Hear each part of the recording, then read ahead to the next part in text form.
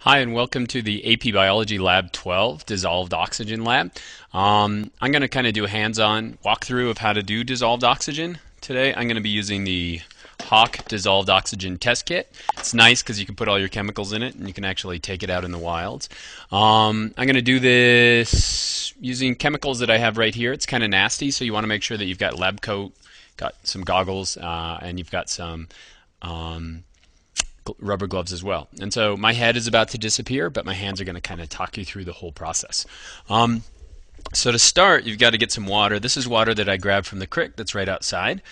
It's kind of cold because it's springtime, and so this looks like it's around 13 degrees Celsius, and so that's like, I don't know, 55 degrees, something like that. So temperature is one thing that can affect dissolved oxygen. Next, I'm going to clear some of this stuff out of the way.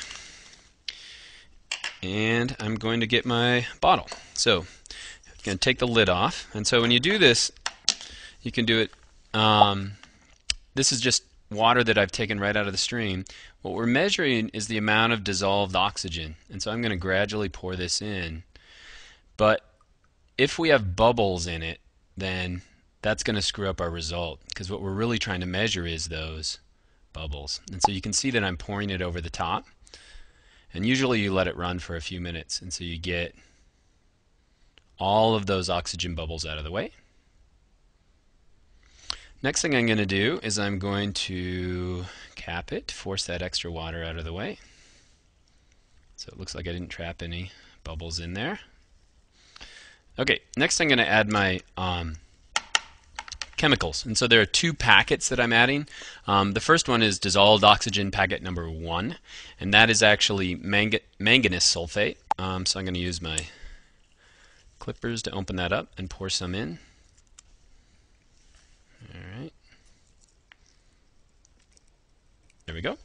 Now I'm going to put my dissolved oxygen 2 packet in.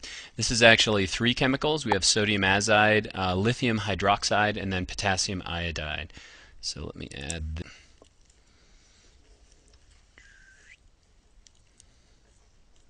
And now I'm going to mix it up. Now if I start to see a brownish color, and you can start to see that as well, if I start to see a brownish color like this, that means that there is oxygen in the water. And so I'm going to shake it vigorously, and the precipitate is starting to form. And then I'm just going to let it set for a second. And when you let it set, you want to make sure that the flocculant, which is this solid material, sinks to the bottom. And so I'm going to let it sit like that. I may have to pause the video here for a second, but it takes a while for that flock to settle out. Okay, the amount of flock has settled down about halfway, and so now what I want to do is I want to shake it up again. So I'm going to shake it up again really vigorously and try not to get this on the computer. But now I'm going to let it sit again. I don't know if you can see that, but I'm going to let it sit until the flock goes down halfway again before we go on to the third step. Okay, the flock is settled out again, and so you can see that it looks like we have some oxygen in here. The next thing I'm going to do is I'm going to take the top off, and now I'm going to add the third chemical. This is called sulfamic acid, and what this should do is it should, when it mixes with that, it should get rid of that precipitate, and then it should turn. So it should turn it to a yellow color. And so I'm going to shake it again, and we should be able to get rid of that flocculant. Alright, so that yellow color means that there is oxygen present. Now what we're doing in this lab is simply a titration, and if you've never done a titration in chemistry before, what we have to make sure we have is a known quantity. And so the way this kit works is that they have a little vial, and that vial allows you to pour some of it in. This is a known quantity, so I'm going to pour known quantity in here.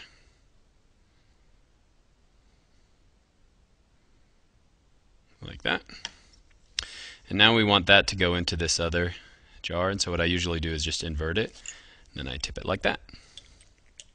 Okay, now to actually do the titration part, what we have is this, which is yellow.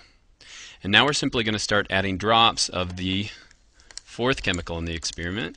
This is called sodium thiosulfate. So it comes in a little dropper like this. And so this is the titration portion. What I'm going to do is I'm going to take one drop of it and add it. And between each drop, I'm going to mix it up. This is 4, and let me add 5. You want to kind of be careful. So that's 5.